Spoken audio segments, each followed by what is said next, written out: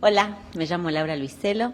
Estamos en el tercer ciclo de entrevistas con Daniel Ferminades y Claudia De Brasi.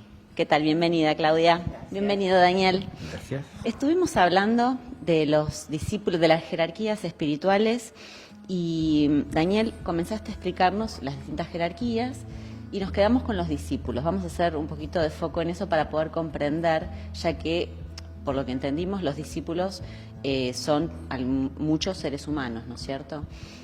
Contanos un poco cuáles son las jerarquías de los discípulos, del discipulado, ¿cómo es esto?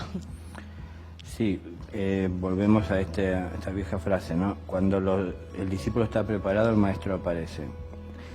El estar preparado no es precisamente haber alcanzado algún grado de perfección, sino que es estar en condiciones de percibir, de recibir, de recepcionar lo que es la irradiación del maestro, lo que es el mensaje que él tiene para dar. ¿Cuál sería el sentido que un maestro se acerque a la vida de una persona que está discutiendo lo que escucha, que cuestiona lo que se le dice o cuestiona lo nuevo, que el maestro puede ser uno de los que acerque a su vida, ¿no?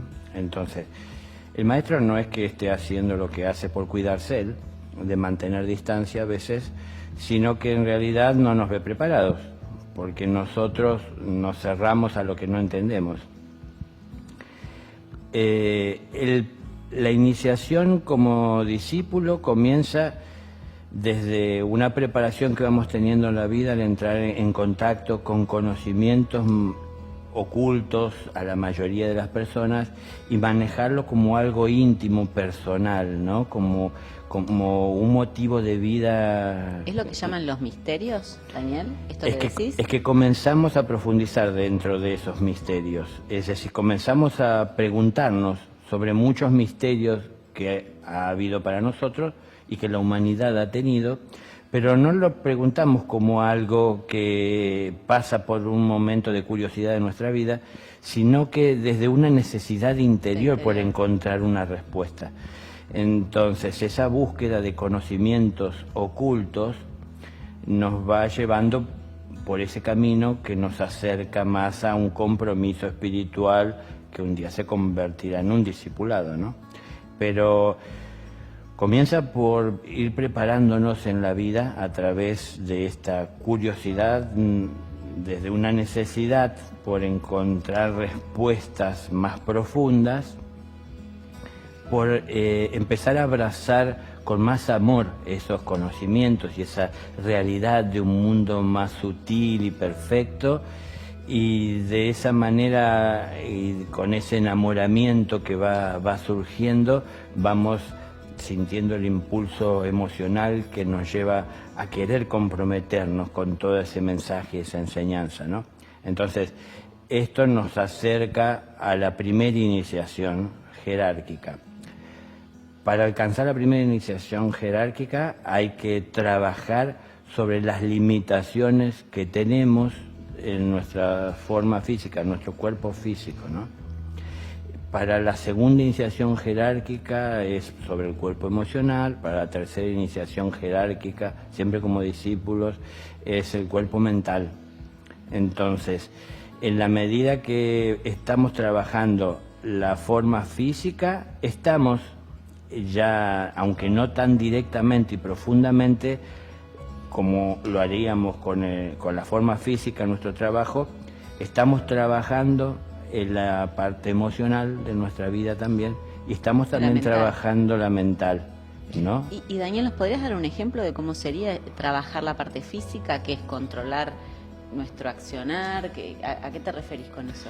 Claro, es decir, todo aquello que se salga de un equilibrio, ¿no? Comenzar a traer ese equilibrio, comenzar a tener un cuerpo que responda a la voluntad de un ser superior, que es lo que en esencia somos.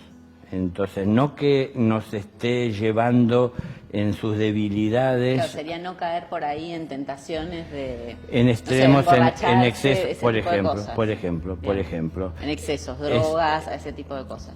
Sí, sí, muchas. Es decir, puede ser un exceso mirar demasiada televisión, puede ser un exceso Bien. escuchar demasiado a personas que hablan lo que a uno le gusta oír para hacerse autolavados de cerebro. Hay mucha gente que hace esto y se apoya en buscar razón, buscando que haya otras personas que dicen lo mismo.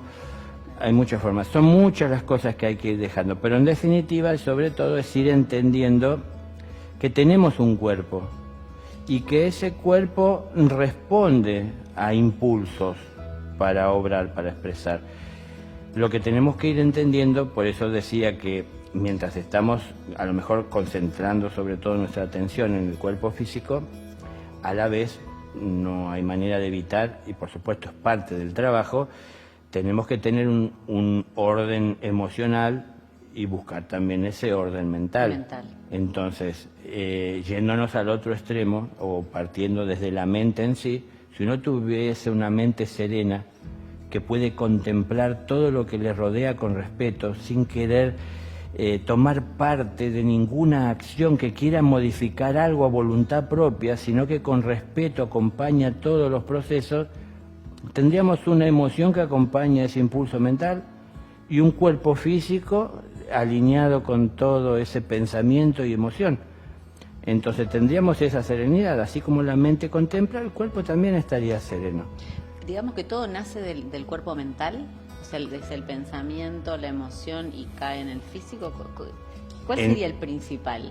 ¿Cuál es el que manda? ¿Hay alguno que mande de los tres cuerpos o que tenga mayor El que de fuerza? alguna manera tiene mayor fuerza es el mental. El mental. El mental. ¿Y por qué se empieza por la primera iniciación es la física? Es que para llegar a director de la escuela hay que empezar por ser el portero. Es decir, uno tiene que empezar por conocer desde abajo todo lo que hay para conocer. No vinimos a la existencia para probar si Dios existe o no. Vinimos a tomar conciencia de nuestra divinidad, de la creación, de nuestro creador, de nuestra labor, de quién somos, ¿no? Del porqué, de las leyes universales. Vinimos a comprobar muchas cosas y empezamos a estudiar toda esta creación desde el punto más alejado del centro, que es a donde queremos llegar, que es lo físico, la materia. Ahí está. Entonces, en nuestro caso, lo más denso es la materia. Y en nuestra conformación, en lo que hace este alma en encarnación, ¿no? Es la materia. Comienzo desde ahí. Pero, de todas maneras, para poder llegar a hacer un trabajo de autosuperación a nivel material, para poder tener esa intención, obviamente que tiene que haber un impulso interno que me lleva a tomar esa decisión. Entonces, antes de llegar a lo físico, paso por la mente. Entonces, el corazón impulsa esa acción. Algo hay que hacer con esta vida y hay que ordenarla. Me tengo que alinear. Alinear no es solo en una conducta con el universo, sino que mi mente, mi emoción y mi cuerpo tienen que estar a disposición de un impulso. Y no, a lo mejor yo queriendo hacer algo, pero no me concentro porque mi mente está en otra parte. Claro. Entonces, ¿cómo una persona así, un maestro le puede confiar una tarea? Si a lo mejor le está hablando y lo escucha con la cabeza, lo que depositó en el corazón, pero no llega a concretarse físicamente porque están distanciados. Claro. Hay personas que están en un lugar aparentemente en silencio, observando la naturaleza y embelesados con lo que ven, pero con su cabeza están pensando estar en otra parte, o un problema que no resolvieron, o afectos que los tiene atrapados. Entonces, esos desórdenes emocionales y mentales. Bueno, entendimos que tenemos que comenzar a poner un orden en esta casa en la que vivimos, ¿no? Interna. ¿Y por dónde comienza ese orden? Por lo primordial, poner cada cosa en su lugar, ¿no? Y lo que primeramente vamos a poner en su lugar, porque es para lo que más preparado vinimos al mundo, es lo material. Los sentidos físicos están más en contacto con lo material que con lo sutil, al principio. En la medida que empezamos a poner un orden en lo material, y lo sutil comienza a hacerse más evidente. Entonces, en la medida que comenzamos a poner en orden el cuerpo físico, comienza a verse con más claridad lo emocional, nuestro vehículo emocional, cómo manejamos las cosas, nuestro vehículo mental, y después iremos conociendo formas de poder ayudar a acelerar esos procesos de orden, ¿no? Como por ejemplo, dejo como el conocimiento, tener cuidado con lo que introducimos en nuestra mente, que es lo que muchas veces se pone en contra de nosotros mismos. Entonces seleccionemos lo que consumimos a través de los sentidos, porque hay muchas cosas que este mundo nos está ofreciendo que no estamos obligados a tomarlas. Claro. Entonces seleccionemos qué es lo que tomamos, porque cuando querramos hacer ese silencio o esa alineación, ¿no?, con el universo, para poder de alguna manera llegar a canalizar con claridad lo que de él proviene, vamos a encontrar mucha resistencia en todo lo que dejamos de entrar a nuestra propia mente. Claro. Entonces, es que la misma mente que vivimos alimentando con tantos datos innecesarios, es la misma mente que tenemos que tener dispuesta a procesar sin cuestionamientos y sin manchas lo que a través de la intuición proviene de lo alto. Bien. Daniel, hace una breve pregunta. ¿Existen, qué son los misterios mayores y los misterios menores? ¿Esto aplica a los discípulos? Sí, y maestros también, porque en realidad misterios mayores se aproxima más a ser lo que está cercano a la... misterios menores, perdón, lo que está en la humanidad. Los misterios mayores es a lo que ya está más allá de la propia humanidad, claro, dentro del mundo en donde están los maestros, ¿no? O de esa humanidad o de ese reino más elevado, el superhumano, donde se encuentran los maestros manifestándose. ¿Estos misterios se van develando en los seres humanos por tiempo, por evolución, por cómo es? Es que depende el tiempo en el que esté viviendo la humanidad o el individuo. Estamos en una escuela, hay aulas, hay enseñanzas todos los días, dentro de cada aula hay enseñanzas específicas para los alumnos que tienen que estar dentro de ese aula. Pero el tiempo va pasando, las enseñanzas se van dando, ¿no? Los días se suceden, pero hay un tiempo en el que hay que rendir exámenes, porque hay que prepararse para pasar de grado. Entonces, la naturaleza no puede estar esperando a todos los que estuvieron negándose a asistir al aula, a entrar. ¿Estamos en esos tiempos, Daniel, ahora la humanidad está en esos tiempos de rendir examen? Sí, sí. Es por eso que también hasta se agota tal vez nuestra estancia en la Tierra, por esto de la basura, la contaminación y todo esto que se está hablando. Sí, eso es producto de haber elegido la mayor parte de las personas el camino del dolor y no el del amor. Es decir, estamos comenzando a aprender que tomar malas decisiones nos conduce a mal puerto, y lo estamos aprendiendo a través del dolor con lo que está pasando, ¿no? Claro. Todavía hay muchas personas que no lo quieren ver de esa manera y le echarán la culpa al otro. Pero bueno, los extremos no son buenos. Vivir en amor no es no usar un envase plástico. No, obvio. Es decir, es saber cómo uno procesa todo esto, ¿no? Y bueno, y el dolor no es que tan solo llegue a la vida de aquellos que están prestándole poca atención a la naturaleza.